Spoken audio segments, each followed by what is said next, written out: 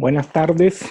En esta última clase que tenemos de nuestro seminario de Teología Trinitaria, voy a hacer una recapitulación de los puntos vistos hasta ahora, y luego de la recapitulación, para los que estén conectados y quieran hacerme alguna pregunta, sea sobre los temas vistos, sea sobre el trabajo final, con mucho gusto los atenderé. En primer lugar, esta recapitulación la quiero hacer según lo que ya hemos estado nosotros viendo, lo que hemos visto, lo que hemos conversado, compartido en los videos anteriores. Veíamos en primer lugar algunas cuestiones preliminares. En primer lugar, tener claro que para estudiar la teología trinitaria teníamos que tener en cuenta que Dios que se revela, el Dios que se revela, el Dios que se da a conocer, es el objeto primario de la teología. Es decir, lo primero que va a estudiar la teología, lo primero que la teología va a tratar de considerar es el Dios que se revela, el Dios que se da, el Dios que se dona, el Dios que se deja conocer. Y esto es muy importante porque de esta forma la teología no es una ciencia más, una ciencia especulativa más, sino su objeto de estudio le es dado por otro, le es revelado por otro. Esto es muy importante tenerlo en cuenta porque uno siempre que hace teología tiene que partir de esta revelación de Dios. Después veíamos que este Dios que se revela es un Dios que tiene una originalidad en el cristianismo. ¿Por qué? Porque Dios que se ha revelado, que se ha dado al hombre, se ha revelado encarnándose. Dios, Trinidad, ha decidido en un momento de la historia encarnarse y padecer, morir y resucitar para la salvación de la humanidad. Por lo tanto, este Dios omnipotente, con unas características muy, digamos, similares a los otros dioses de otras religiones, en un momento de la historia se hace hombre, ama tanto que se hace hombre, se revela, tiene un rostro, se da a conocer. No permanece en la trascendencia absoluta, sino este Dios sale al encuentro de la criatura para salvarla, para redimirla, y no solamente eso, sino que quiere hacerla su hijo, quiere hacerla que pase de su ser criatura a su ser hijo, ¿no? Y por lo tanto, en esta originalidad de la concepción cristiana de Dios, del Dios que se muestra, que se revela en Jesucristo, se nos da a conocer que en lo más íntimo de Dios hay un misterio inefable, inenarrable, un misterio que se convierte en el carácter central de nuestra fe, y es el misterio del Dios uno y trino. Como dice el catecismo, y lo hemos recordado, el misterio de la Trinidad es el misterio central de la fe. Por lo tanto, esta originalidad cristiana de Dios, que es Padre, Hijo y Espíritu Santo, que se ha revelado en el Hijo para que lo podamos conocer y para que tengamos acceso y relación con cada una de las personas de la Trinidad, constituye el misterio central de nuestra fe, ¿no? Lamentablemente, a pesar de la revelación de Cristo, a pesar de la salvación y de la relación que el Espíritu Santo establecía con la humanidad, en nuestros días se nota cierto olvido de la Trinidad, es decir, hay quizá por parte de algunos cristianos una noción de Dios como Padre y la relación de Dios como un Padre, o en algunos casos un poco más extremo, digamos, de Dios como una noción de esta divinidad trascendente, de esta fuerza o energía que ayuda, pero no hay esta noción de relación personal que pueda haber con cada una de las personas de la Trinidad. Entonces, de alguna manera, el acento fuerte en este Dios que crea, que por ahí da unas leyes que hay que cumplir, etcétera, hace olvidar que Dios en el fondo es un Dios personal, que en sí mismo es comunión de amor y que nos llama a esa comunión, y que toda la relación con Dios que vivimos en la iglesia se da de esa manera personal. La iglesia es ese espacio donde se puede dar el encuentro con Dios, porque Dios es persona, comunión de personas. Entonces, hay un cierto olvido de la Trinidad. Por otro lado, como ya les habíamos comentado, en nuestro seminario nosotros vamos a pasar no a analizar de frente aquellas cosas, digamos, de Dios en sí mismo, analizar cómo es Dios en sí mismo, sino en primer lugar vamos a analizar, vamos a ver, vamos a recibir y escuchar aquello que Dios ha dicho de sí mismo, aquello que Dios ha consignado tanto de manera escrita como en la tradición de la iglesia, estas cosas que Dios ha querido consignar, ha querido dejarnos, ha querido regalarnos, para después, a partir de lo que Dios mismo ha dicho de él, nosotros hacer la reflexión teológica y sacar algunas conclusiones de lo que podemos afirmar acerca de cómo es Dios. Entonces hay un paso, en primer lugar, como vimos, de la Trinidad económica, la Trinidad que se revela, la Trinidad que se da a conocer, la Trinidad que se manifiesta en la historia, a la Trinidad inmanente. Es decir, esta Trinidad que es Dios en sí mismo, Dios tal cual es. Esto, como hemos visto, no quiere decir que la revelación y la Trinidad económica sea una finta o sea simplemente un espejismo o un modo de que Dios ha actuado para darse a conocer, sino que en lo que Dios ha revelado, en lo que Dios ha manifestado en la historia, ha dado a conocer quién es.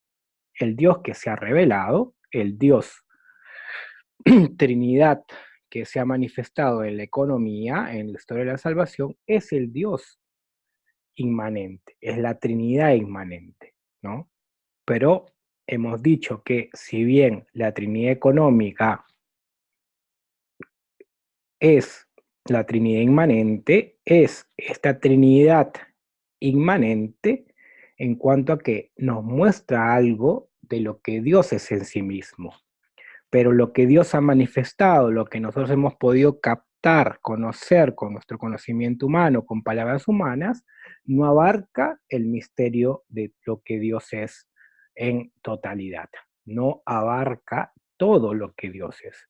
Por lo tanto, si bien podemos decir que la Trinidad inmanente se manifiesta ella misma, no hace la finta, sino ella se manifiesta en la economía, no podemos decir que la Trinidad económica abarque todo lo que es la Trinidad inmanente, porque el misterio de Dios en sí mismo siempre permanecerá siendo un misterio que tiene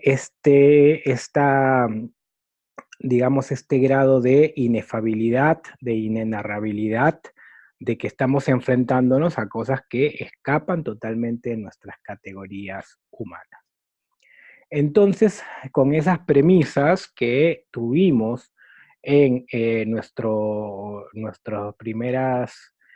primeros encuentros, pasamos a ver justamente la mirada a la historia, es decir, cómo Dios se ha revelado, cómo Dios se ha manifestado, eh, y cómo esto ha quedado consignado tanto en la Sagrada Escritura como en la teología de los primeros siglos de la Iglesia.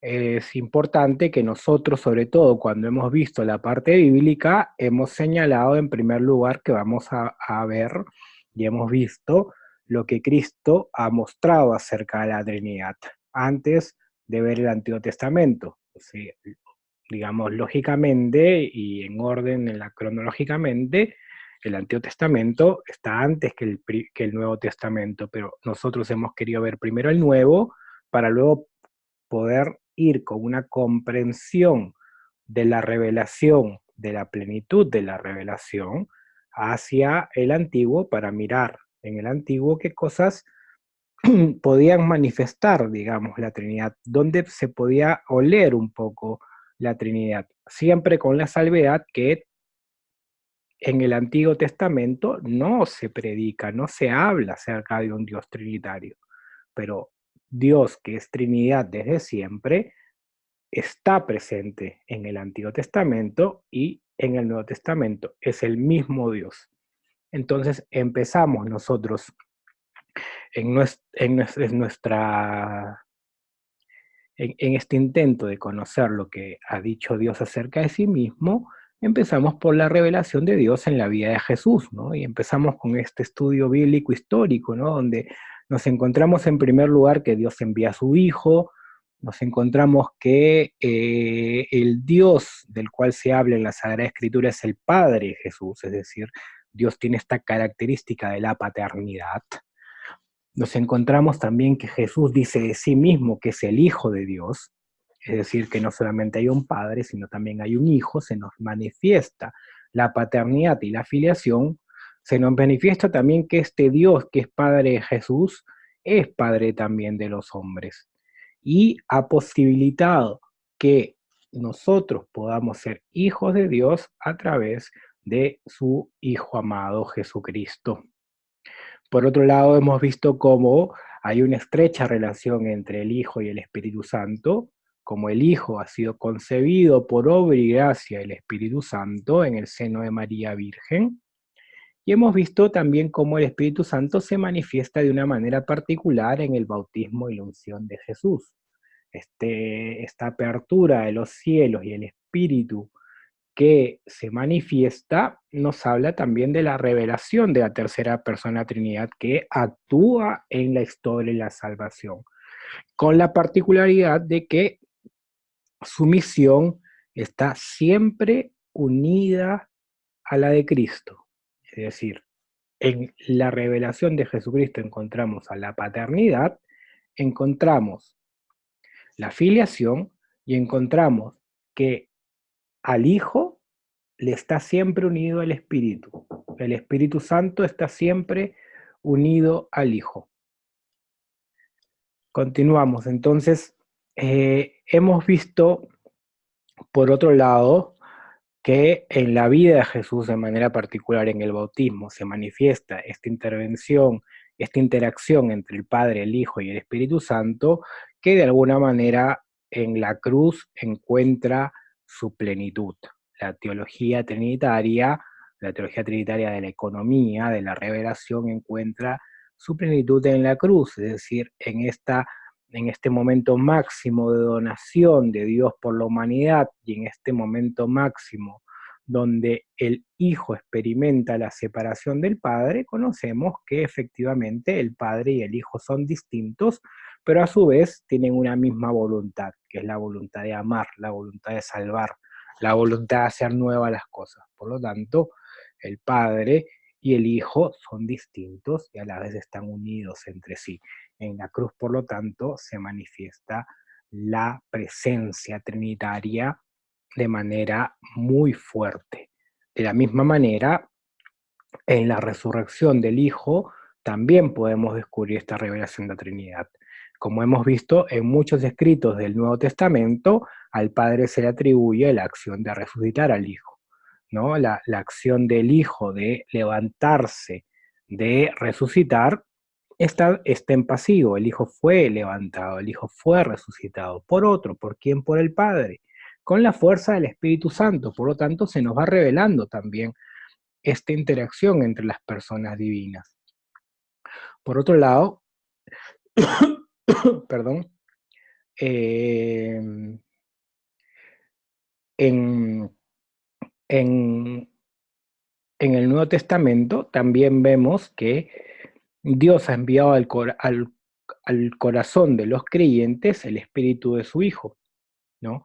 Este espíritu que se envía es don del Padre y de Jesús resucitado. Lo podemos ver en Mateo 28, cuando Jesús envía el Espíritu Santo, sopla el Espíritu Santo sobre los apóstoles. También lo podemos ver en Pentecostés, cómo el Espíritu Santo es enviado sobre los creyentes y cómo este espíritu que es enviado es la fuerza, es la gracia, es la vida misma de Dios en los discípulos para que puedan justamente en ellos realizarse la misión de Cristo, ¿no? Ciertamente en el Antiguo Testamento, perdón, en el Nuevo Testamento no vemos un claro carácter personal del Espíritu Santo, si bien se le atribuyen varias características personales, es decir, si bien no vemos una definición clara de la persona del Espíritu Santo, ciertamente el Espíritu es aquel que consuela, es aquel que aboga, entonces tiene estas características personales, si bien no está totalmente definido su carácter personal, ¿no? Eh,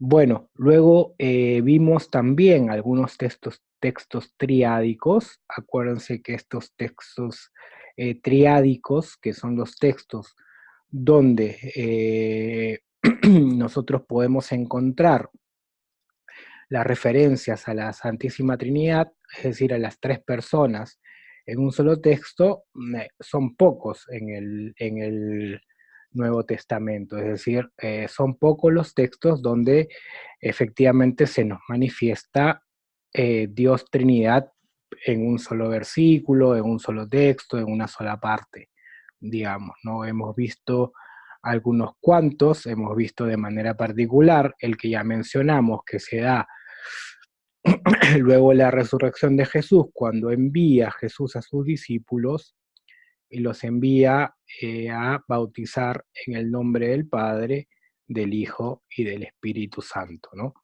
Hemos visto, por otro lado, cómo en la teología paulina, en los textos de 2 Corintios 13, 14, se habla de la gracia de Dios, que es el Padre, la gracia que puede identificarse con Cristo y el Espíritu Santo como principio de comunión.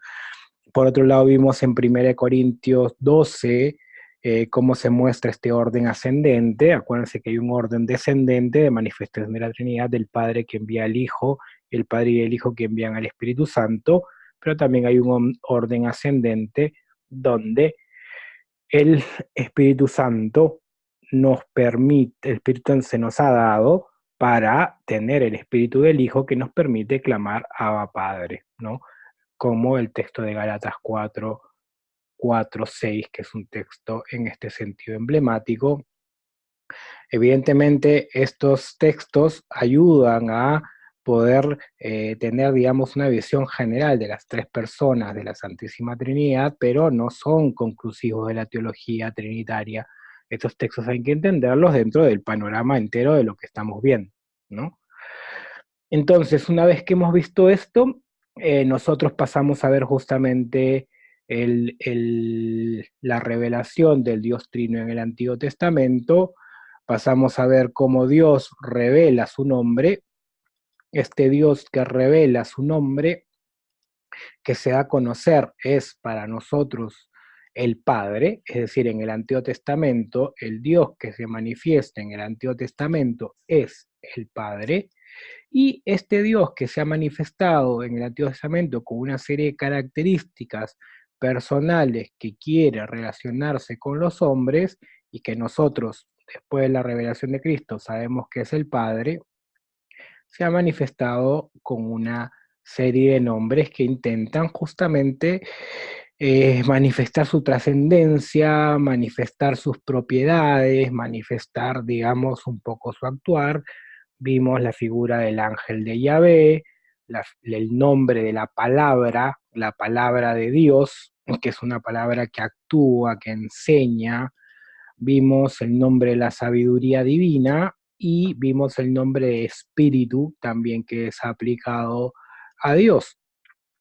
Todas estas cosas que hemos visto eh, de alguna manera nos hacen comprender cómo no es que haya una teología trinitaria desarrollada en el Antiguo Testamento, sino que hay una teología incipiente y hay unos rasgos de Dios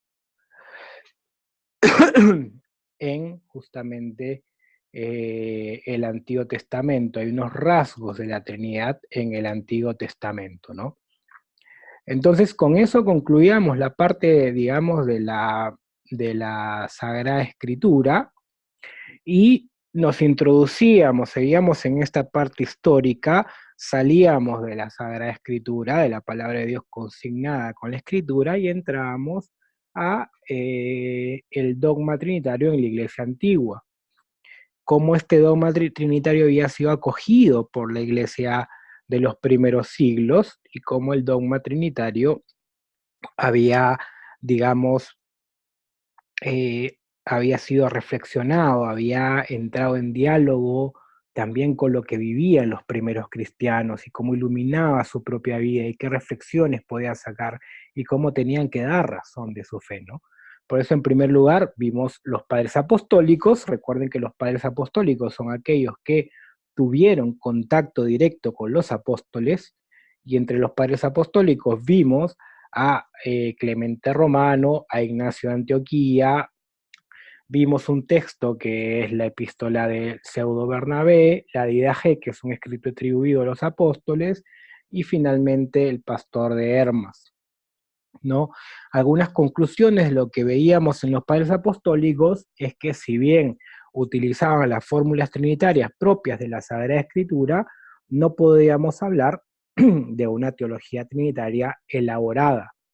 En los padres apostólicos no había una teología trinitaria elaborada, hay un incipiente desarrollo de la teología de la relación padre e hijo, y también se afirma la preexistencia del Hijo a la encarnación, e incluso el Hijo es llamado Dios, pero como ven, todavía no hay una claridad de la divinidad del Hijo. El Espíritu Santo todavía no se contempla en las relaciones intradivinas, pero sí se le ve actuando en la economía de la salvación. En la historia de la salvación el Espíritu Santo actúa, pero no se llega a reflexionar de cómo el Espíritu Santo está en el seno mismo de la Trinidad. Y efectivamente que se repitan las fórmulas triádicas obliga pues a la profundización en la teología trinitaria, es decir, si constantemente se hace referencia al Padre, al Hijo y al Espíritu Santo juntos, ¿no? Bauticen en el nombre del Padre, el Hijo y el Espíritu Santo, evidentemente eso exige una profundización ulterior en la teología trinitaria. De ahí entramos a los padres apologetas, estos padres apologetas que viven en el siglo II, principios del 3 después de Cristo, que son los que reciben el testimonio de los padres apostólicos. Es como un testigo, ¿no? Así como en la carrera de postas se recibe un testigo, estos padres es así. Los padres apostólicos reciben el testigo, el testimonio de los apóstoles, y a su vez pasan el testigo, el testimonio, lo pasan a los padres apologetas, ¿no? Algunos de los autores, acuérdense que en los autores que hemos visto no hacemos la distinción tan exacta entre padres propiamente, que implica ya una santidad de vida, sino que estamos metiendo, digamos, a varios autores que ciertamente han contribuido a que el dogma pueda ir pasando justamente como tradición hasta nuestros días, ¿no? Hemos visto ciertamente a muchos santos que son considerados estrictamente padres de la iglesia y algunos autores eclesiásticos, ¿no? Entre los padres apologetas, digamos, entre los siglos de los padres apologetas, tenemos a San Justino Mártir, a Tasiano, a Atenágoras, a Teófilo de Antioquía y este importante carta a Diogneto que también habíamos analizado, ¿no?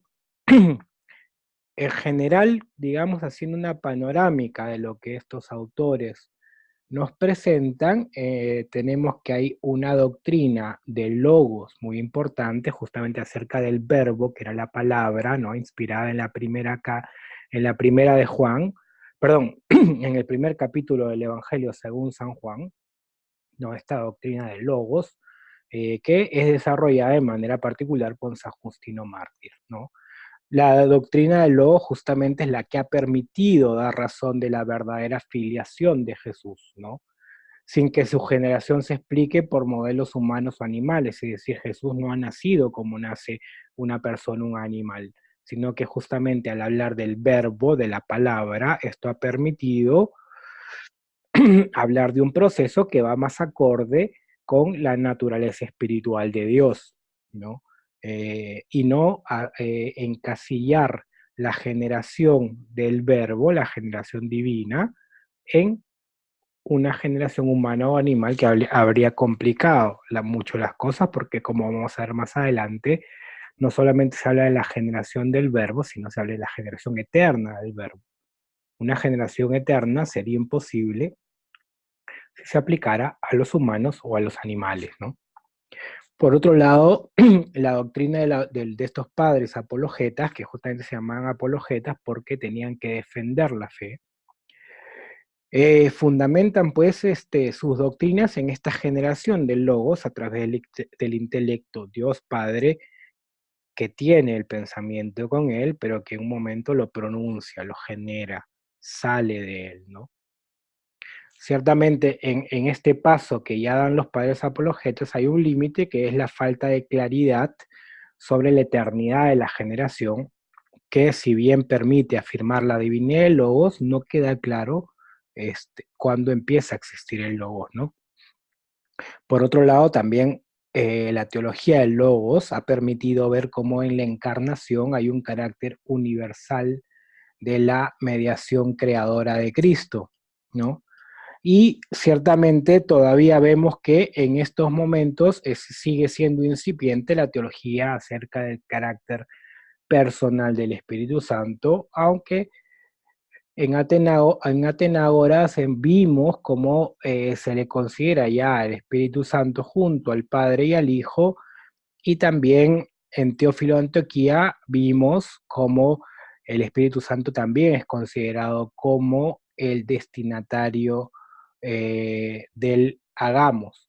Por lo tanto, estamos viendo cómo se van dando estos primeros pasos, como en la teología trinitaria siempre hay que poner un ladrillo para poder construir el siguiente, y eso era lo que hacían los padres, ¿no? La tradición justamente es aquello que ha permanecido, aquello que es doctrina común y que ha llegado hasta nosotros y que la Iglesia considera como verdadera revelación, como los padres, justamente se llaman padres porque han puesto los fundamentos, han dado a luz de alguna manera, su teología ha sido fecunda porque ha permitido que vieran a luz los dogmas sobre los cuales se cimenta nuestra fe, ¿no? Luego vimos ya una teología bastante más avanzada en los siglos II y III, ¿no? A finales del II y sobre todo en el siglo III, ¿no? Una teología de un carácter bastante ya más elaborado, donde vemos que hay varios fundamentos para lo que luego serán los concilios que van definiendo los dogmas trinitarios, ¿no? En primer lugar habíamos visto a Ireneo de Lyon, San Ireneo de Lyon, a Tertuliano, a San Hipólito de Roma, vimos el aporte de Orígenes, de Novaciano, de Dionisio de Alejandría y Dionisio de Roma, esta disputa que hubo entre los dos Dionisios, y vimos cómo era la teología prenicea, ¿no? Prenicea. Algunas conclusiones, porque todo esto ya lo vimos, estamos haciendo una recapitulación, algunas conclusiones de lo que estos autores nos han manifestado. Podemos decir en primer lugar que aquí ya aparece con claridad el dinamismo trinitario de la salvación en línea descendente, el Padre que envía al Hijo y el Padre y el Hijo que envían al Espíritu Santo. Ya aparece con claridad esta línea descendente de la salvación. Ahora bien, no solamente aparece con claridad esta línea descendente, sino a la línea descendente le corresponde también, según la teología de los siglos II y III, le corresponde una teología ascendente, ¿no? Se nos dice, estos autores nos dicen y nos manifiestan que el Hijo y el Espíritu Santo no son criaturas, aunque no siempre se formula con claridad esta idea, sobre todo respecto al Espíritu Santo. aunque ya aquí queda muy claro que el Espíritu Santo, si bien todavía no se formula con claridad que no es criatura, el Espíritu Santo está en el ámbito de la divinidad porque siempre está unido al Padre y al Hijo, ¿no? Ya vemos estas intuiciones de pasar de la teología económica de la Trinidad económica a la Trinidad inmanente, sobre todo lo hemos visto en este gran salto que da Orígenes, de hablar de la generación eterna del Hijo y de la procesión del Espíritu Santo, la generación eterna del Hijo por la vía intelectiva y la generación o procesión del Espíritu Santo por la vía de la voluntad, ¿no? Ahora bien, no es evidente que la Trinidad responda a la naturaleza de Dios, o sea, no queda claro cuál es la relación entre las personas y que Dios tenga una sola naturaleza, ¿no? La naturaleza divina. Entonces, en ese sentido, notamos en la teología de estos padres un cierto subordinacionismo, es decir, que el Padre como principio de alguna manera está por encima del Hijo y del Espíritu Santo, ¿no? Como ya hemos dicho, uno de los puntos principales y de los grandes aciertos de los padres de esta época es justamente la afirmación de la generación eterna del Hijo, ¿no? Luego pasamos a ver en este mismo sentido de la historia la crisis arriana y el concilio de Nicea. Para ello, primero vimos qué decía Arrio, cuál fue la doctrina de Arrio, las respuestas que hubo a Arrio. Vimos la doctrina de Eusebio de Cesarea, de Marcelo de Ancira, y cómo la doctrina de Eusebio de Cesarea, que defendía a la Iglesia, y la contraria de Marcelo de Ancira, desembocan en el Concilio de Nicea y lo que propone el Concilio de Nicea. Después vimos algunos acontecimientos que se dan después del Concilio de Nicea y cómo después del Concilio de Nicea hay un gran desarrollo teológico tanto en Atanasio de Alejandría como en Hilario de Poitiers, ¿no? Es importante mencionar en primer lugar pues que Arrio consideraba a Cristo una criatura, no concebía que pueda haber dos dioses, porque según él, si se decía que Cristo era Dios, tendría que haber dos dioses. Hay una respuesta a Arrio pidiéndole que se retracte, hablando y explicitando, tratando de explicitar la teología, digamos, de la generación del Hijo, porque no solamente cuando Arrio niega la divinidad del Hijo está atentando con la divinidad del Hijo solo contra su divinidad, sino con todo lo que el Hijo hace. Si el Hijo no es Dios, toda la salvación y la revelación, por lo tanto, no cala hasta las profundidades, ¿no? Dios no se revela del todo, porque no es Dios quien se revela, porque Cristo no puede hablar de lo que sucede en la intimidad de Dios porque no es Dios. Y por otro lado, la muerte de Cristo y su resurrección no tendrían el efecto salvífico que tienen si el Hijo no es Dios. Ese es el problema principal de la propuesta de Arrio, ¿no?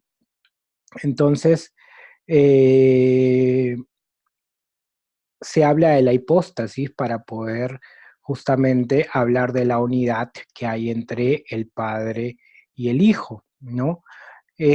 Vimos pues como en Eusebio de Cesarea afirmaba la divinidad del Hijo, pero siempre manteniendo la posición del Padre como principio. Entonces, vemos como en esta época sí había esta tensión entre lo que se puede hablar acerca de la generación del Hijo, que el Hijo es generado por el Padre, que es de la misma naturaleza del Padre, que está unido al Padre, pero a su vez se tiene dificultad para poder eh, hilar la teología que nos dice que el Padre es principio de la creación y que a su vez que el Hijo es eterno como el Padre, ¿no? Ahora bien, si bien Eusebio de Cesarea defendía esto, tenemos por otro lado, como ya les mencioné, a Marcelo de Ancira, que acentuaba la unidad de las personas y acentuaba tanto la unidad que decía que el logo simplemente es una emanación de Dios, ¿no? Una fuerza de Dios, ¿no? Entonces, ni siquiera lo separa como hacia Arrios, sino que ya se va totalmente al otro extremo. Analizamos el Concilio de Nicea, analizamos cómo la denominación de Dios conviene sobre todo al Padre, analizamos cómo el Hijo es generado y cómo también se parte de esta generación única y irrepetible, que el Hijo ha sido engendrado y que es de la misma esencia del Padre, que es Dios verdadero, ¿no? Que es engendrado, no creado, y luego se habla de la encarnación según la carne del Hijo, ¿no? Justamente, este Hijo que es consustancial al Padre. La palabra efectivamente consustancial no está muy aclarada todavía en el Concilio de Nicea, tendrá que venir todavía a los concilios posteriores para aclarar qué significa el homoousius, que en este sentido era todavía ambiguo, ¿no? Es importante también decir finalmente que al principio el término es más importante por lo que niega que por lo que afirma, es decir, la consustancialidad quiere decir que el Hijo no es un segundo Dios, sino que es Dios como el Padre, ¿no? Esto se profundiza tanto en Atanasio de Alejandría con la afirmación fundamental o el aporte fundamental eh, que la Trinidad no depende de la creación del mundo, sino que existe independientemente a la creación del mundo, y luego con todo el desarrollo que hace Hilario de Poitiers acerca de que la Trinidad, Padre, Hijo y Espíritu Santo, es el principio de la creación, ¿no? Entonces, y cómo la creación tiene su fundamento en la generación eterna del Hijo, ¿no? Ya se va desarrollando la teología de Orígenes. Luego hay muchas complicaciones, como vimos entre el año 361 y 381, que llevan a tener que plantearse seriamente la cuestión de la consubstancialidad y la cuestión de la divinidad del Espíritu Santo. Y así llegamos a los padres capadocios y la formulación del dogma trinitario en los concilios primero y segundo de Constantinopla. Vimos pues la teología de estos grandes padres capadocios a los cuales le debemos la formulación del dogma trinitario. Vimos a San Basilio de Cesarea, a San Gregorio Nacianceno, a Gregorio de Niza. Luego vimos el primer concilio de Constantinopla, el segundo, y luego vimos algunos concilios medievales que expresan justamente cómo el dogma ya se fue concretizando y algunas cosas que vimos, sobre todo en la controversia que hubo con la Iglesia Oriental y los intentos de unidad, ¿no? Todo eso lo vimos. Con respecto a los padres capadocios, tenemos que decir que, como hemos dicho, Atanasio y Hilario fueron grandes defensores del dogma, pero no habían profundizado suficientemente en lo que significa el homoousius, ni han dado una explicación al problema de la unidad y la distinción en Dios, es decir, han afirmado la divinidad de las personas divinas, pero no han dicho cómo se da la unidad y la distinción en la Trinidad, ¿no? Entonces, esta empresa importantísima pero inconclusa fue abordada por los padres capadocios que defendiendo la doctrina católica contra nuevos brotes de arrianismo, fueron además quienes desarrollaron la doctrina del Espíritu Santo, ¿no? En este siglo, el principal defensor de las doctrinas arrianas fue Eunomio. Luego vimos pues la teología de los grandes padres, San Basilio, Gregorio Nacianceno y Gregorio de Niza, y llegamos así a esta síntesis, digamos, de la teología de los padres capadocios que se da en el primer concilio de Constantinopla, donde se afirma justamente el acto creador del Padre que crea el cielo y la tierra, se añade que la generación del Hijo es antes que todos los siglos, se eliminan algunas palabras para no hacer caer en la sensación que el Hijo ha nacido del Padre como una generación humana, sino que siempre quede la generación en el ámbito de la divinidad. A diferencia del Concilio de Nicea, se enriquecen mucho las referencias históricas de Jesús. Se habla que la encarnación tiene lugar por obra del Espíritu Santo y de María Virgen, y es muy importante. Se añaden referencias a la crucifixión y a la sepultura. Jesús se dice que está sentado a la derecha del Padre, que su segunda venida será con gloria y que su reino no tendrá fin. Y como hemos dicho, los padres capadocios se profundizan en la doctrina del Espíritu Santo, y por eso las novedades más importantes del primer concilio de Constantinopla están con referencias al Espíritu Santo, ¿no? Se afirma que efectivamente el Espíritu es santo. No se dice que es uno con el Padre y el Hijo, pero se dice que es santo, y santo solamente se le puede atribuir a Dios, ¿no? Basilio había hablado de la unicidad del Espíritu Santo, que el Espíritu Santo es efectivamente Señor, que es dador de vida, ¿no? Y este ser dador de vida, hacedor de vida, habla pues de su divinidad. Por otro lado, el mismo Basilio nos habla de que el Espíritu Santo procede del Padre, no se habla de la esencia cuya mención en relación con la generación del Hijo ha sido eliminada, no se habla en este sentido de la esencia del Espíritu Santo, pero hay un paralelismo entre la generación del Hijo y la procedencia del Espíritu Santo, lo cual demuestra que el Espíritu Santo es divino y no criatura.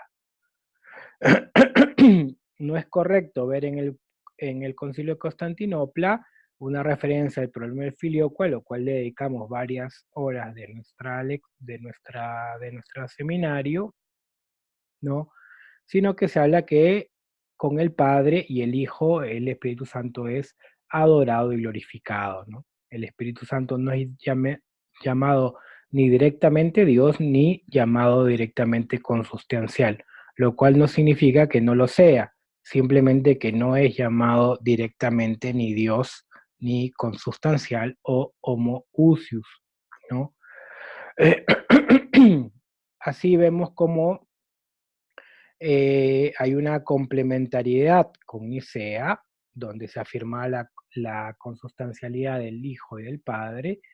Eh, Al principio el Concilio de Constantinopla, como dijimos, no fue muy conocido porque se decía que simplemente afirmaba lo mismo que Nicea, pero después, como hemos visto, es una profundización de Nicea, y después llegó a ser muy importante entre en la cristiandad, digamos, ¿no? Luego es importante el segundo concilio de Constantinopla del 553 porque en realidad intenta hacer una síntesis entre la unidad y la distinción. Recordemos que siempre entre los padres había dos escuelas, la escuela occidental o latina que acentúa la unidad, es decir, acentúa la sustancia, y la escuela oriental donde se acentúa más la distinción o las personas. Entonces, a ver, la doctrina católica intenta mantener la armonía entre la unidad y la distinción. La escuela latina, como la escuela griega, la escuela occidental y la escuela oriental son complementarias, ¿no?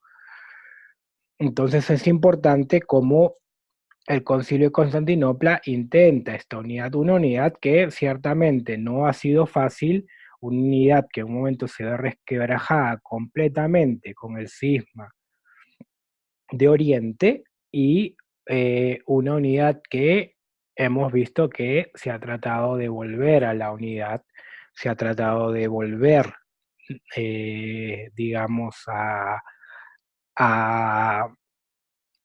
a superar los problemas más teológicos, ciertamente quedan problemas más jerárquicos y políticos, pero los problemas teológicos, como vamos a ver más adelante, se han visto superados, ¿no? Yo quisiera aquí hacer una brevísima pausa de 5 minutos Y seguimos con lo que vimos después del paso de la economía a la Trinidad inmanente. Entonces nos reencontramos en 5 minutos. Muy bien, continuamos entonces y vamos a esta segunda gran parte de nuestro tratado, que es pasar de la economía, de la revelación de Dios a la teología. Pasamos ahora de la economía a la teología. ¿Qué significa esto? Que de la revelación de Dios uno y trino pasamos justamente a la reflexión sistemática sobre el Dios uno y trino, a la reflexión teológica sistemática que ha buscado dar unas categorías acerca del Dios uno y trino. Y en primer lugar vimos Trinitas in Unitate, Trinitas in Unitate, que es justamente ver a la Trinidad en su unidad, ¿no? La vida interna de Dios, las procesiones, las relaciones, las personas divinas.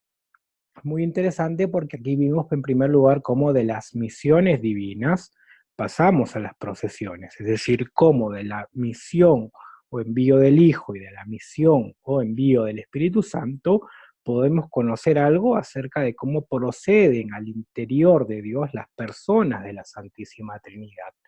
Hay dos envíos claros en la economía, que son el envío del Hijo y el envío del Espíritu Santo, y es preguntarnos, bueno, ¿esto qué nos dice acerca de lo que Dios es en sí mismo? Por eso llegamos a que hay dos procesiones en la Santísima Trinidad. La primera es la generación del Hijo y la expiración del Espíritu Santo, ¿no? Y vimos que quienes mejor explicaban, digamos, esta categoría de procesiones eran San Agustín y Santo Tomás. Tomás siempre tomando a San Agustín y dándole una mejor forma a su pensamiento, pero veíamos que había esta analogía con la mente humana, ¿no? Había la analogía con la mente humana.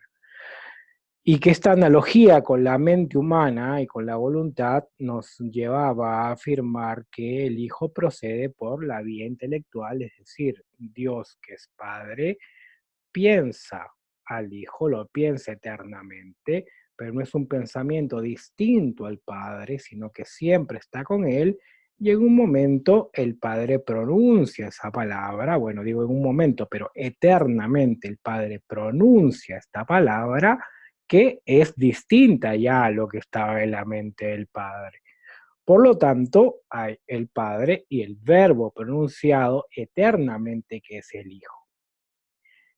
La relación de amor, el movimiento de la voluntad entre el Padre y el Hijo, este movimiento de amor eterno, el querer, el don de Dios, es el Espíritu Santo. Por eso el Espíritu Santo también lo conocemos como don, como el don, ¿no?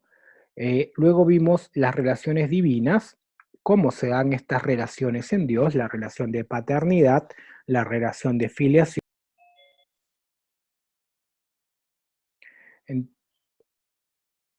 Entonces veíamos justamente, eh, perdón que estoy con un poquito la voz cortada, veíamos justamente, Perdón, una interrupción. sí, Perdón, una interrupción, mil disculpas, aprovechemos. De paso, limpia un poquito su voz. Hay un aviso que está saliendo hace un momentito. El ancho de banda está muy bajo y hay mucho entrecortado. Se congela, vuelve.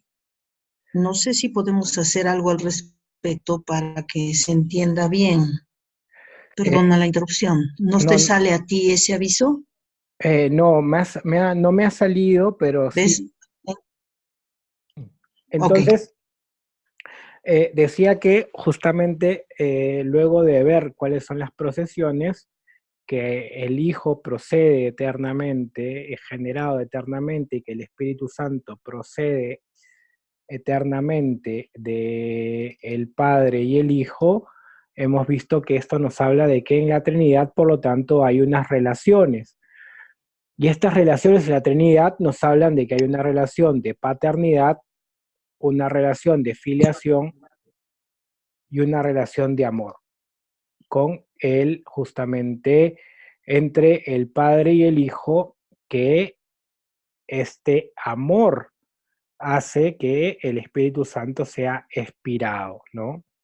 Las relaciones divinas, habíamos dicho cuando vimos la clase, son cuatro: la paternidad, la filiación, la expiración activa, es decir, que el Hijo y el Padre expiran al Espíritu Santo, y la relación de expiración pasiva, que es que el Espíritu Santo es expirado por el Padre y el Hijo, ¿no? Ahora bien, esto luego cuando Santo Tomás lo profundiza, nos dice que persona es allí donde hay relación de oposición, persona es una relación subsistente. Por lo tanto, la relación de paternidad nos da al Padre, la relación de filiación nos da a la persona del Hijo, y la relación de expiración pasiva, es decir, que el Espíritu Santo es expirado, nos da al Espíritu Santo, ¿no? Es importante cómo esta noción de persona fue evolucionando a lo largo del tiempo. Para San Agustín, persona era igual a relación, como hemos dicho ya para Santo Tomás, la persona es relación subsistente, es decir, no solamente que hay relación, sino que esa relación es desde una identidad propia. No solamente todo se define en la relación, en la relacionalidad, sino que también hay una subsistencia propia de aquel que dice yo, ¿no? No solamente es el yo tú siempre, sino hay alguien que puede decir yo para que justamente pueda decirle al otro tú, ¿no? Eh, Finalmente vimos que si bien tenemos la persona del Padre, la persona del Hijo y la persona del Espíritu Santo, en la historia de la teología a cada una de las personas se le ha dado alguna propiedad o alguna apropiación. Al Padre se le da la propiedad de la creación, al Hijo la propiedad de la reconciliación y al Espíritu Santo la propiedad de la santificación. Ahora bien, ¿podemos decir que estas propiedades le corresponden solo a una de las personas? Dijimos que no, porque está la doctrina de la mutua inhabitación de las personas, o lo que se conoce como la pericoresis, y que en ese sentido lo que hemos dicho es que esta pericoresis, que significa estar siempre o girar en torno a, nos dice que una persona habita en la otra y mutuamente. Por lo tanto, las acciones siempre son de las tres personas de la Santísima Trinidad. Cuando explicamos esta pericoresis, este estar constantemente uno dentro del otro en dinamicidad, en un movimiento dinámico de amor los unos con los otros, se da justamente esta inhabitación. Luego vimos algunas, no voy a entrar a esta parte ya más de la problemática moderna de la persona en Dios, ¿no? Donde habíamos analizado la propuesta de Karl Barth y la propuesta de Karl Rahner, uno dentro del ámbito protestante y la otra dentro del ámbito católico, donde se trata de dar una nueva definición de persona que esté separada un poquito del dogma, para poder tratar de dialogar con el mundo moderno, y hemos visto después cómo se trata también el modelo social de la Trinidad o el modelo político, donde se trata de hacer de la Santísima Trinidad un modelo que justifique algunas acciones políticas o ideologías, ¿no? Lo que nos tiene que quedar claro a nosotros es que las personas como tal tienen una sola conciencia, que es la conciencia, su conciencia divina de ser Dios, pero que en las relaciones entre ellas tienen esta alteridad, es decir, que pueden relacionarse el uno con el otro y ser distintos. Es importante que cuando nosotros hablamos de la Trinidad, hablamos justamente de personas que tienen identidad propia. El Padre tiene la identidad justamente de ser Padre, el Hijo de la de ser Hijo, el Espíritu Santo de ser el amor entre el Padre y el Hijo, y estas personas que tienen una identidad están en mutua relación de amor y tienen una esencia común que justamente es el amor, ¿no? Entonces es importante entender que no nos podemos ir a unas definiciones que por ahí tratan de igualar a todos en la Santísima Trinidad o tratan de exaltar el aspecto personal, porque dentro del misterio de la Santísima Trinidad siempre hay que mantener la relación que existe entre la diversidad que lo da las personas y la unidad que lo da el amor, la esencia en el amor, ¿no? Así pasamos pues después a ver cada una de las personas de la Santísima Trinidad. En primer lugar vimos el Padre, que es el origen sin principio. Vimos que que el Padre sea principio no quiere decir que sea persona absoluta, o con la Trinidad hay una especie de jerarquía, sino el Padre es principio en cuanto a es quien genera al Hijo. Y eso no significa que el Padre sea más en cuanto a poder que el Hijo, ¿no?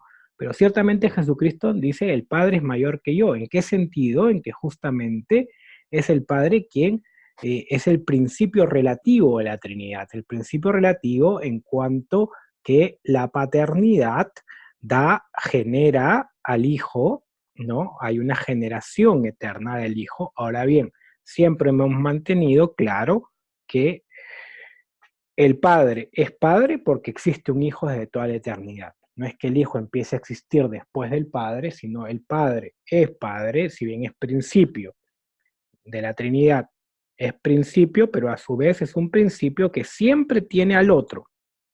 Siempre, no existe la paternidad sin la filiación. Por lo tanto, el Padre no es persona absoluta, encerrada en sí misma.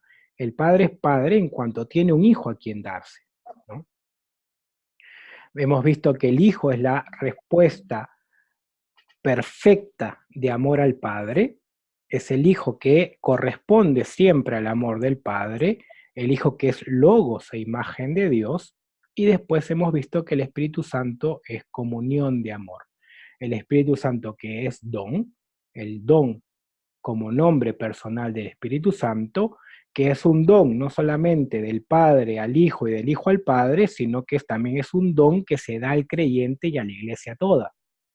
El Espíritu Santo lo hemos visto como este amor entre el Padre y el Hijo. Hemos visto esto en la reflexión tanto de la tradición como el magisterio y la teología contemporánea, y luego entramos ahí sí a ver el gran tema de la procesión del Espíritu Santo y el tema del filioque, que en su momento creó la controversia entre Oriente y Occidente, porque para la Iglesia occidental el Espíritu Santo procede del Padre y del Hijo, y para la Iglesia oriental el Espíritu Santo procede del Padre por el Hijo, ¿no? En una se pone a los dos a la misma distancia, Padre e Hijo. El Espíritu Santo procede del Padre y del Hijo. Iglesia occidental, Iglesia oriental, el Espíritu Santo procede del Padre por el Hijo, ¿no? Hay una clara distinción de estos tres niveles, digamos. En la Iglesia occidental hay más el Padre y el Hijo juntos, el Espíritu Santo. Entonces, esa es la gran diferencia,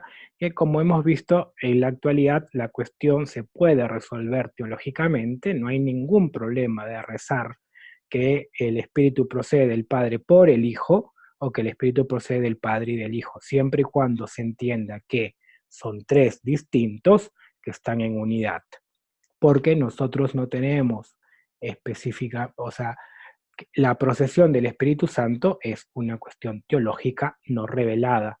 Por lo tanto, está más en el ámbito de la teología que de la revelación en sí mismo. No se nos ha revelado, porque hay algunos textos de la Sagrada Escritura donde el Espíritu Santo procede tanto del Padre y del Hijo, los dos lo envían. En otros sí, es enviado directamente del Padre por el Hijo. Entonces, ahí vemos cómo ambas afirmaciones se tienen que conjugar, no tienen que generar división, sino son modos de entender una misma realidad que es complejísima porque es el misterio central de la fe y que por ahí se mira de un lado, por ahí se mira del otro lado, pero tenemos que entender que las dos miradas tienen que ser complementarias. Después de haber visto la Trinitas in Unitate, pasamos a ver la Unitas in Trinitate, es decir, de ver la esencia divina, cuál es la esencia de Dios, ¿no?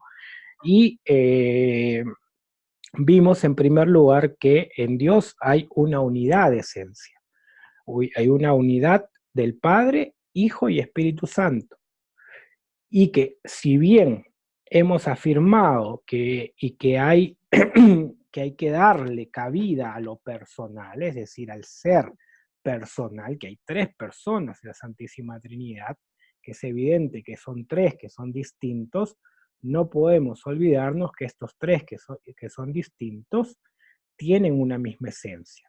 Y la esencia es el amor. Ciertamente, si vemos la esencia desde el amor, entendemos que Dios no tiene una esencia estática, sino que Dios tiene una esencia dinámica, que por lo tanto mucha de la reflexión que se hace acerca de la esencia de Dios, que se ha ido más quizá por esta cuestión estática, a veces no permite que se conjuguen algunos elementos de la teología, de la revelación, como que Dios pueda padecer, que Dios pueda sufrir con los hombres, que Dios se pueda relacionar, que el Hijo se pueda encarnar, que el Hijo pueda ascender a los cielos y otra vez estar sentado a la derecha del Padre con cuerpo y alma.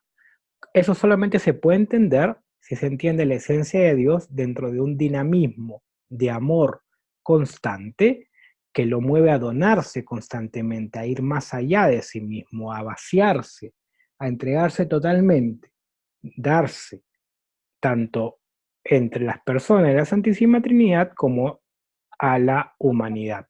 Por lo tanto, cuando Dios se encarna, cuando Dios entra en relación con una criatura inferior como es el hombre, no está traicionando su esencia, sino que justamente está corroborando que su esencia es el amor, este amor infinito que tiene por los hombres, ¿no? Luego vimos algunos modos de actuar o propiedades y atributos de Dios, vimos algunas nociones bíblicas como la misericordia, como esta trascendencia de Dios. También vimos algunas de las propiedades divinas que sobre todo perdón, se han manifestado en la creación, en la tradición, ¿no? Estas propiedades sobre todo que veíamos que estaban como en dos vías, en la vía negativa, donde se negaba algo de Dios, es decir, Dios no se puede corromper, es incorruptible, Dios no puede morir, es inmortal, a Dios no lo podemos ver directamente, es invisible, y por otro lado veíamos que hay unas propiedades afirmativas que afirmaban algo, que afirmaban que Dios es bueno, que Dios es justo, que Dios es creador. Y así en varios momentos se nos ha dicho que es de alguna manera más fácil afirmar aquello que Dios, lo que Dios no es, que lo que Dios es. Por eso a veces la teología negativa nos da más luces que la teología positiva. Eso sucede muchas veces que cuando el hombre se enfrenta a un misterio que lo sobrepasa totalmente, como es la esencia de Dios mismo, es más fácil decir aquello que Dios de ninguna manera es, no, perdón, aquello que Dios no es de ninguna manera que aquello que Dios es, ¿no? Y terminamos la última lección, la última clase, nos encontramos con el conocimiento natural de Dios y el lenguaje de la analogía. En este conocimiento natural de Dios y el lenguaje de la analogía nos encontramos que a Dios se le puede conocer a partir de la creación. Vimos como en la Sagrada Escritura, vimos en el ejemplo del libro de la sabiduría, nos muestra que las criaturas llevan esta huella de Dios y a Dios se le puede conocer en la creación. Vimos también lo que nos decía San Pablo acerca de la creación en la carta a los Romanos, y cómo en el Vaticano I y en el Concilio Vaticano II se ha afirmado la capacidad que tiene el hombre de conocer a Dios en la creación. Ahora bien, hicimos mucho hincapié en la salvedad de que se le puede conocer a Dios en la creación porque Dios ha dejado su huella en la creación y porque nos ha regalado la razón. Es decir, si bien podemos afirmar que el hombre tiene esta capacidad, entre comillas, natural de conocer a Dios, el hombre no sería capaz de conocer a Dios solo por sus propias fuerzas. Conoce a Dios porque, en primer lugar, Dios ha querido dejar su huella en la creación. Él ha creado y por eso la creación lleva la huella de Dios. Es importante tener esta afirmación muy clara, ¿no? Luego vimos todo lo que significa la cuestión de la analogía, ¿no? La noción clásica de la analogía, esta distinción entre la analogía de proporcionalidad y la analogía de atribución. Dijimos que a la Trinidad, propiamente a Dios se le puede aplicar la analogía de proporcionalidad y no tanto la analogía de atribución, que era lo más propio para poder hablar de Dios. Después hablamos cómo en algunos autores, sobre todo en la teología protestante, se ha criticado la analogía porque se ha dicho que cómo es posible que a Dios se puede hablar de Dios con lenguaje humano, que solamente podemos creer en Dios o decir cosas de Dios por la fe y no por la razón. Hemos visto cómo para nosotros los cristianos el poder hablar de Dios por analogía tiene fundamento en la encarnación, es decir, Dios mismo que se ha hecho hombre nos permite que podamos hablar de él. Dios que se ha hecho carne ha querido hablarnos en lenguaje humano, ha querido utilizar él mismo la analogía de la carne, del lenguaje humano, para poderse comunicar. Por lo tanto, ha abierto una puerta para que el hombre pueda conocerle y pueda hablar de él con lenguaje humano, ¿no? Como conclusión, hablamos que si bien hay que mantener que lo que nosotros podamos decir de Dios, hay una distancia infinita entre lo que nosotros podamos decir de Dios y lo que Dios es. Pero a su vez, Dios ha querido que podamos relacionarnos con Él. Dios ha querido que en Cristo nosotros podamos acercarnos a Él, lo podamos conocer. Siempre con la humildad, con la reverencia de que estamos ante el misterio más grande de la fe, ¿no? Que Dios haya venido a nosotros, que Dios se haya hecho niño, se haya hecho hombre, no agota el misterio de Dios, nos abre a una mayor profundidad. La incomprensibilidad de Dios se nos manifiesta en su grandeza en el misterio de Cristo. Es decir, Dios es tan grande y tan incomprensible que ha sido capaz de encarnarse por nuestra propia salvación. ¿Qué nos queda ante eso? Tener la suficiente humildad de aceptar la revelación y de, con nuestra razón, poder reflexionar, con nuestro intelecto, poder reflexionar acerca de lo que Dios es, no tanto como un ejercicio meramente intelectual, sino conocer a Dios para poder relacionarnos con Dios y ver cómo ese Dios trinitario tiene que ver con nuestra propia vida, tiene que ver con lo que nosotros somos, con lo que nosotros hacemos, porque en Dios nosotros nos movemos y existimos. La Trinidad por la cual fuimos creados, la Trinidad que ha creado todo el universo, es la Trinidad que sostiene todo lo que hacemos. Entonces tenemos que tener esa fina sensibilidad de ver cómo el misterio trinitario no es solamente un conocimiento intelectual, sino que efectivamente tiene que ver con nuestra vida. Nosotros como cristianos recibimos la vida divina en el bautismo y esa es la misma vida de Dios Trinidad, es la que fluye a través de nosotros. ¿Cómo eso se concretiza en nuestra vida? ¿Cómo eso se concretiza en nuestras labores, en las labores, sea pastorales o sea ordinarias que hacemos, cómo se concretiza eso en una familia. Es lo que la teología nos invita a seguir reflexionando y seguir avanzando. Muy bien, yo hasta aquí hice como el recuento de todo lo que hemos visto en esta hora y 20 más o menos. Ha tratado de hacer un recuento de lo que hemos visto. Y ahora quería dar espacio si es que tienen alguna pregunta, tanto del curso como del trabajo final, si es que quedaba algo por aclarar o algo por, sí, que no quedaba muy claro o necesitaban alguna explicación de lo que hay que hacer. Igual, ahí en lo que les mandé, ¿no? En esto que está en nuestro drive de trabajo final, está también mi correo, si es que necesitan escribirme o algo. Entonces, nada, dejo espacio, saber si alguno tiene alguna pregunta o alguna tiene alguna pregunta para que me la pueda hacer en este momento.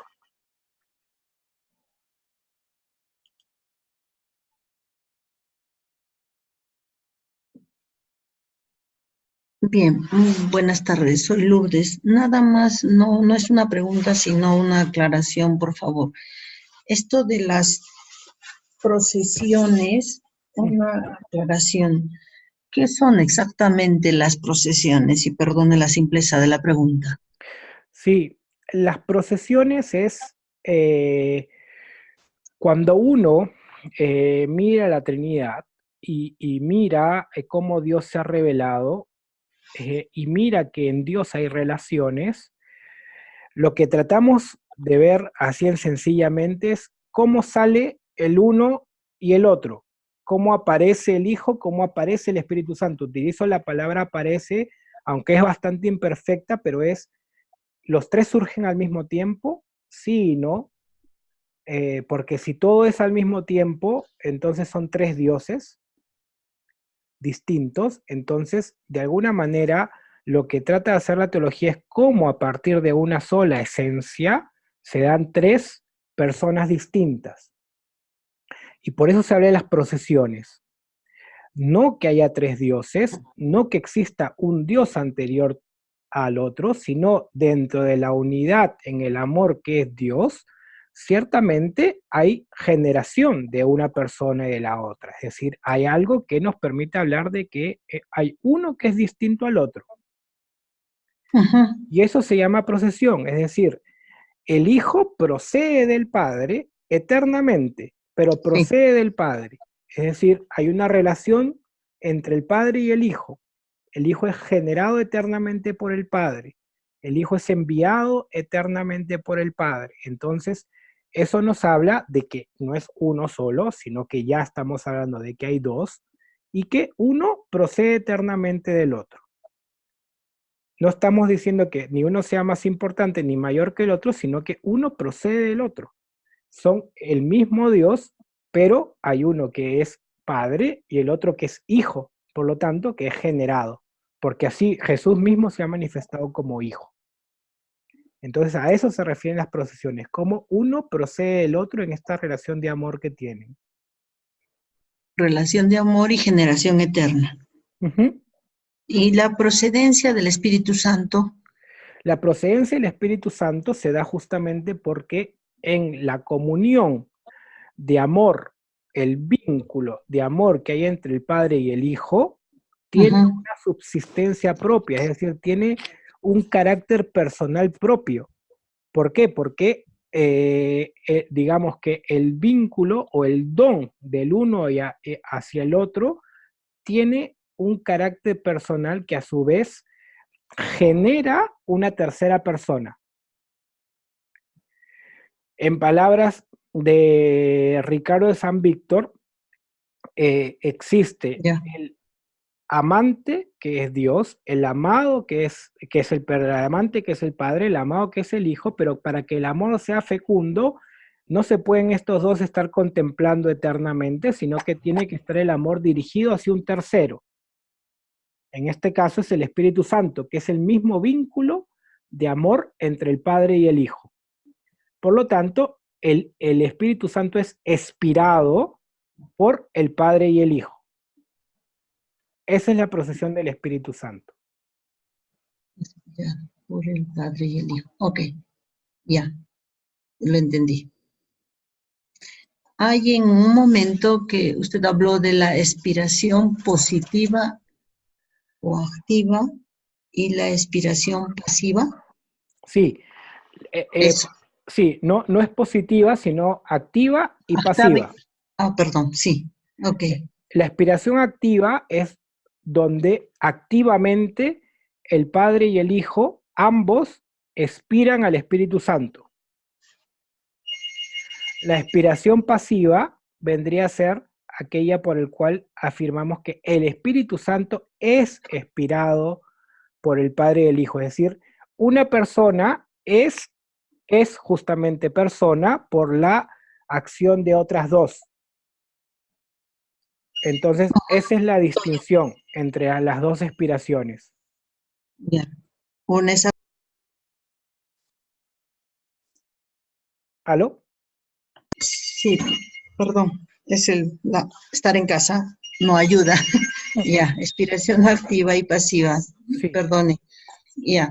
Eh, una es la expiración activa que el Padre y el Hijo Expiran al Espíritu Santo. expiran al Espíritu Santo. La pasiva no la entendí bien, perdone. Sí, el Espíritu, o sea, es al revés, es simplemente darle la vuelta a la expiración activa. Es que en una, el Padre y el Hijo son el sujeto, en la siguiente, el sujeto es el Espíritu Santo. El Espíritu Santo es expirado por el Padre y el Hijo. Perfecto, ya. Y allí Ya. donde el Espíritu Santo es sujeto, es que podemos decir que hay persona. Claro. Porque el Espíritu Santo es sujeto ahí. Y se da la relación, claro. Así es, y se da la relación, efectivamente. Ya. Ajá. Simplemente hay que estar muy atentos. Perdón, se me pasó. No hay problema. Nada más por ahora. Las apropiaciones. Las apropiaciones sí son más, entre comillas, porque uno siempre tiende a calificar, Sí. dar una cualidad o una calidad a algo, ¿no? Padre, bueno, justo, Salvador, Redentor, esas son las propiedades, pero allí sí nos quedamos cortos, aun cuando tenemos el don de la fe.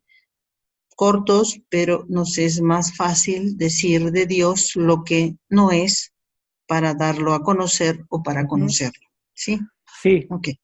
sí, eso es correcto. Y la esencia es lo que realmente hace de Dios ese Dios generador eterno de lo que somos. Y a mí me sorprende muchísimo cómo podemos nosotros ser parte de esa esencia por el amor que se genere en nosotros. Y no hay realmente una relación con Él, lo cual es un don. Ahora, habrá que se quede bien en mi cabeza para poder explicarlo en el ensayo. Ha sido, creo, un privilegio tenerlo exclusivamente esta tarde. Muchísimas gracias.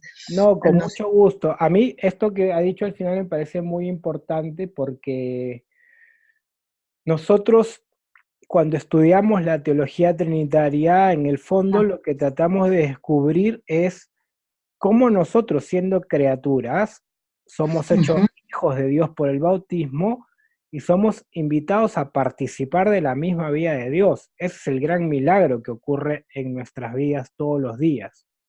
Es decir, por el bautismo nosotros somos hechos hijos en el Hijo, se nos regala el Espíritu Santo que nos permite participar de lo que Dios vive eternamente en la Trinidad. Entonces ese es un misterio muy bonito, pero es en nuestra cotidianidad, nosotros estamos llamados todos los días a poder participar de la vida de Dios que colaborando y cooperando con esa gracia, en algún momento nosotros vamos a participar plenamente de esa comunión en el cielo. Pero ya ahorita nosotros participamos de la vida divina. Por eso es importante conocer la Trinidad, porque es lo que nos hace felices, porque es lo que nos hace a nosotros ser plenos. Para conocer la vida de Dios nos permite a nosotros decir, ya, así es Dios, Yo he sido creado a imagen y semejanza de Dios, por lo tanto me da algunos parámetros de cómo yo puedo vivir. Un ejemplo muy concreto y es, si Dios es comunión y nosotros estamos creados a imagen y semejanza de Dios, ¿cómo el ser humano puede ser feliz viviendo en el individualismo, en el egoísmo, en un pensar solamente en mí y no en los demás, ¿no? No puede el hombre. O, por ejemplo, si nosotros nos podemos a pensar y decimos, bueno, ¿será entonces que tenemos que promover las relaciones y que todos sean iguales, etcétera? No, porque en Dios, si bien hay una esencia que hace que Dios sea uno, se respeta la persona de cada uno. Por lo tanto, en una comunidad, en un grupo de personas, en una institución, si bien se busca siempre cierta unidad, en una familia evidentemente se busca la unidad, se respeta a cada una de las personas por lo que son y en función de las relaciones que tienen las unas con las otras. Por lo tanto, todo en la Trinidad nos habla también acerca de lo que somos nosotros mismos. Definitivo. Cuando uno tiene la oportunidad de estar pensando en la Trinidad seriamente y desde un punto de vista teológico, cuando empiezas a ver, por ejemplo, como usted dice, la dignidad humana nada más. Ajá. Somos una humanidad, somos una generalidad, vamos a decir, hombres, seres humanos.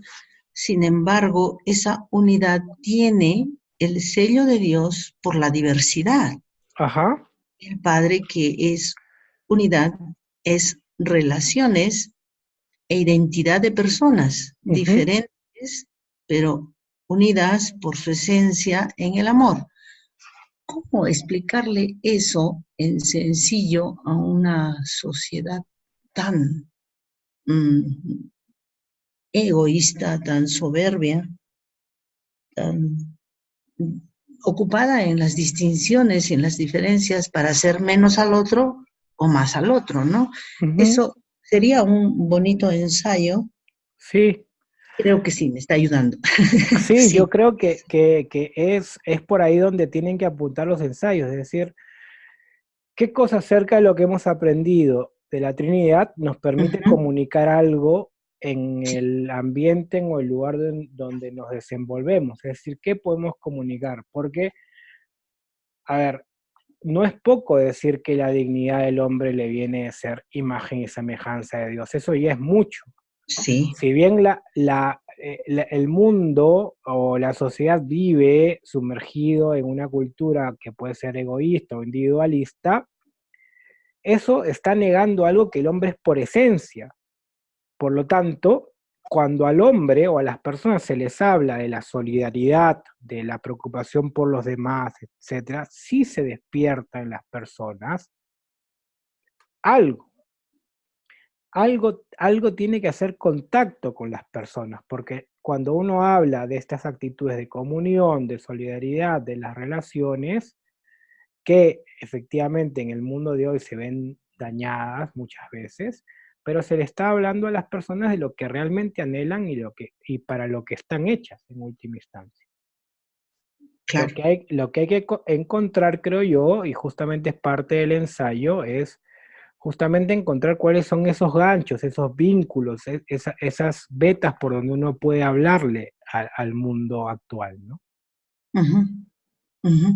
Muy bien. Yo creo que se ha aclarado muchísimo eso y ahora hay que darle el esquema para hacer un buen ensayo. Bueno. Yo no tengo más preguntas. Muchísimas gracias por esta tarde y a trabajar se dijo. Muy bien. Bueno, yo me despido. Igual tienen ahí mi correo si me quieren escribir por cualquier consulta. Lo tienen Sí. en la hoja que les mandé del trabajo final. Sí. Y ha sido un gusto poder estar con ustedes y acompañarlos en este módulo. Dios mediante nos veremos más adelante. Les pido que recen por mí, por mi misión aquí en Chile y ¿Cómo no? que Dios los bendiga mucho. Muchísimas gracias. Siempre rezaremos y también por nosotros usted. Buenas tardes. Buenas tardes. Hasta Hasta luego. luego.